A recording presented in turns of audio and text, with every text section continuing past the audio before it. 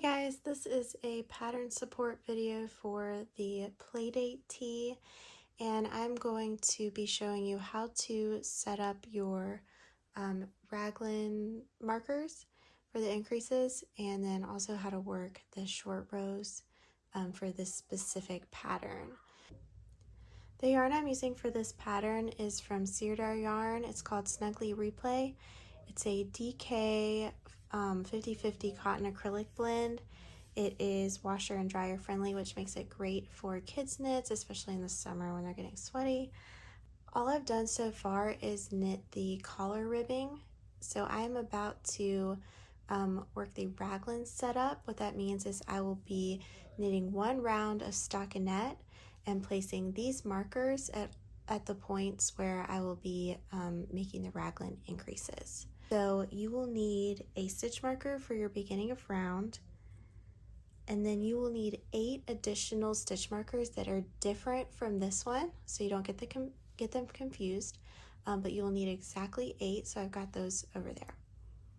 All right, so let's get started. You will need to look at your pattern to see how many stitches you are knitting for this setup part. So for my size, the first thing I need to do is knit 11. Then I'm going to place one marker, knit 1, this is called the raglan stitch, and then place another marker. Next, for my size, I'm going to knit 4, and this is the top of the right sleeve. Now I place a marker, knit 1 stitch, that's the raglan stitch, and place another marker. All right, now I'm going to be knitting the stitches that are the front of the top.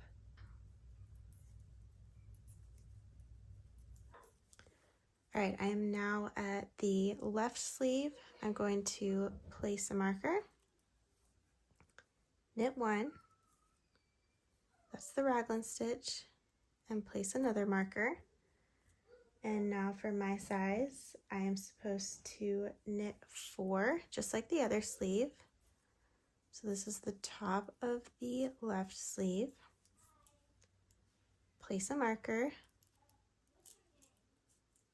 knit 1, and place a marker. And now I need to knit to the border, the beginning of round. So before we start the short rows, let's take a look at what we've done. I'm just gonna leave the stitch marker there. So the beginning of round, where your tail is the back of the top. So imagine that you're holding it up to yourself. This is the back, and then you've got the right sleeve over here. You have the front, and then the left sleeve over here. So it can be tricky to remember that when you're holding it like this, because this is going to feel like the front when it's actually the back. So it can be helpful to take a stitch marker with a clasp and put it on the front here, so you remember that this is the front. All right, so let's go ahead and get started with the short rows. I'm going to put my stitch marker for the beginning of round back on the needles, and we're ready to go. So the point of short rows are to add more rows to the back of your sweater or your top, so that the front dips down a little bit and just fits around your neck and on your shoulders a little bit better. So to do that, we need to just work the back and dip down the front a little bit. So you will knit this way, you'll turn, knit back this way, turn, knit back this way, and so forth, just back and forth along the back of the top. And you will be adding some stitches along the side here so that the front scoops down. So instead of going around, you're going to go back and forth. So for row 1, it says to knit to the first marker, and that's going to be this one at the beginning of the right sleeve. So knit to the first marker.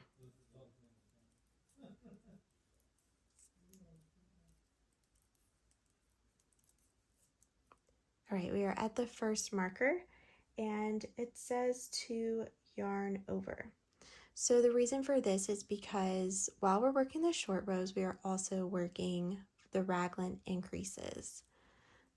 So I'm going to yarn over, slip the marker, knit the raglan stitch, slip this marker, and then yarn over. Now it says to knit to the next marker, and this is all in the pattern. I'm just showing you exactly what's written. But let me stop here and show you. You want to make sure that that raglan stitch is always by itself in between the two stitch markers. So be careful not to do the yarn over like after the stitch marker before this one, because this stitch right here, the raglan stitch, always needs to be by itself in between these two markers. All right, so now we are knitting to the next marker. We do the same thing. Yarn over, slip the marker, knit the raglan stitch, slip marker, and yarn over. And we are almost ready to do our first turn. So I've got my yarn over, and it says to knit two,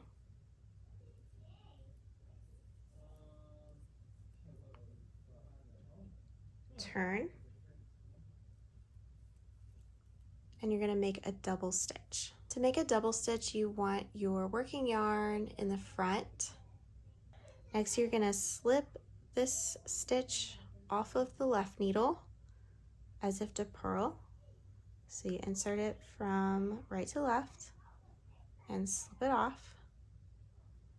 And now you're going to take the working yarn, you're going to pull it back, and you're going to pull it tightly, almost as tight as you can.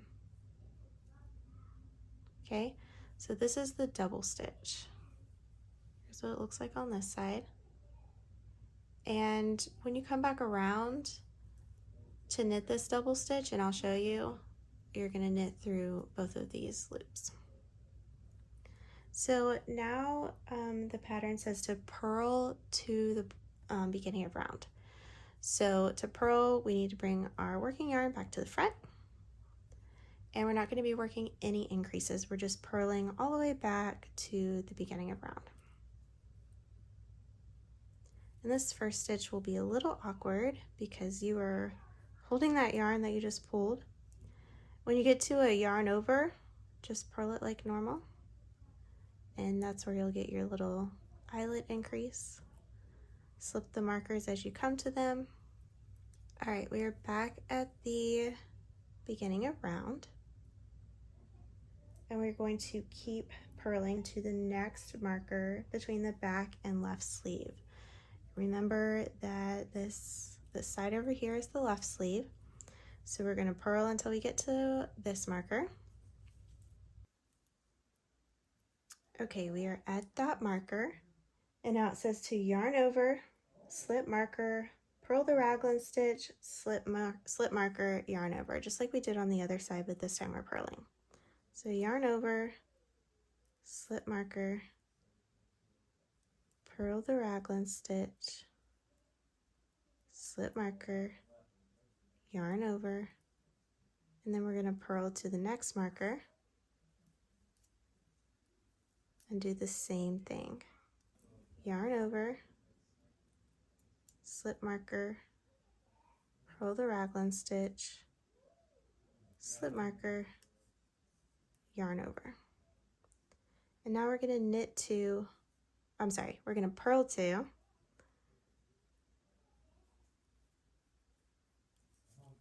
turn, and make a double stitch on this side. Making the double stitch on this side is exactly like the first side. You want your tail, your working yarn, to be in the front.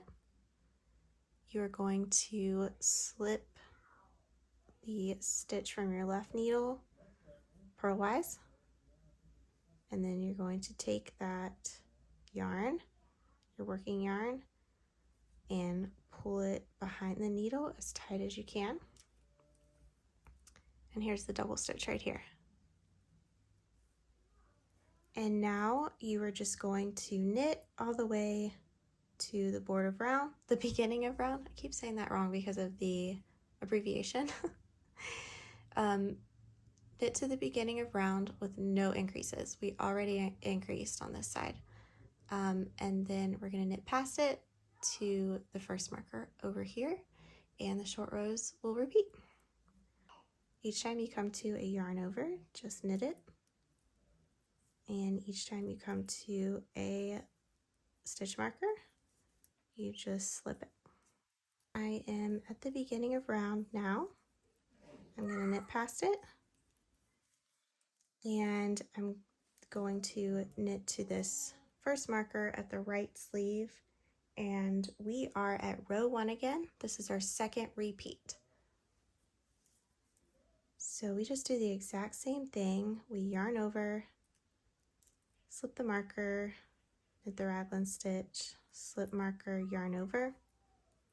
And I want to show you what you do when you get to that double stitch from the repeat before. All right, so I am at the double stitch now. You can tell because it looks a little funky. If you are using a yarn that's maybe hard to see, or you just don't want to second guess yourself, you could put a little stitch marker on the double stitch so you don't miss it when you're knitting past it. But you want to knit it kind of like you're doing a knit two together.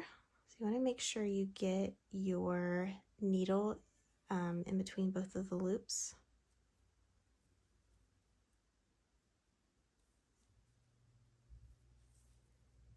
And that's how it looks.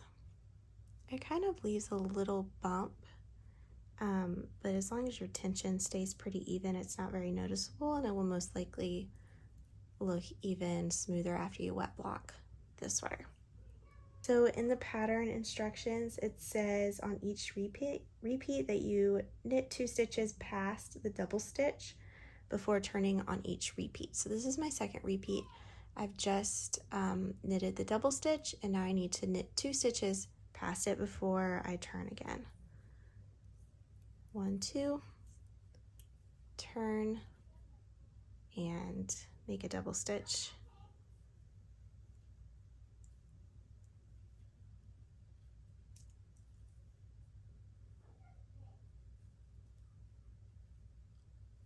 And now I am purling back to the beginning of round to work row 2 of the short rows. All right, I skipped a lot, but I did want to show you the left sleeve increases one more time. So I'm on row 2, and I am purling to the marker between the back and left sleeve. So when you're working these wrong side increases, it's exactly the same as the right side, except that you purl the raglan stitch instead of knitting it. So you yarn over, slip marker, purl the raglan stitch, slip marker, yarn over, and purl to the next marker, yarn over, slip marker, purl the raglan stitch, slip marker, yarn over, and then let me show you how to knit the double stitch on the wrong side. So here's the double stitch, and you're going to purl it like you're purling 2 together. So make sure that you get your needle under both loops and purl. Okay. And then you purl to past the double stitch,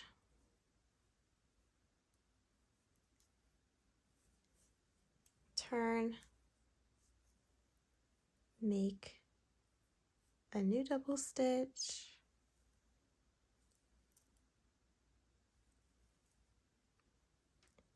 and you're going to knit back to the beginning of round for another repeat of the short rows.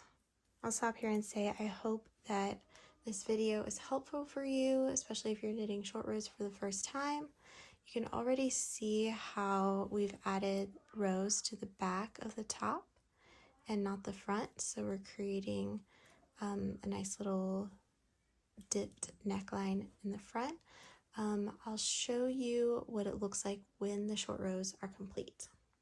I have finished the short rows and worked a few more rounds, so you can see how the back is higher than the front, and you get this nice little dip here, and all of these bumps that the double stitches created will typically block out if you wet block your sweater or top, and you won't even notice those, but that is what it does to the collar. It makes it look very professional, and it also helps it fit better.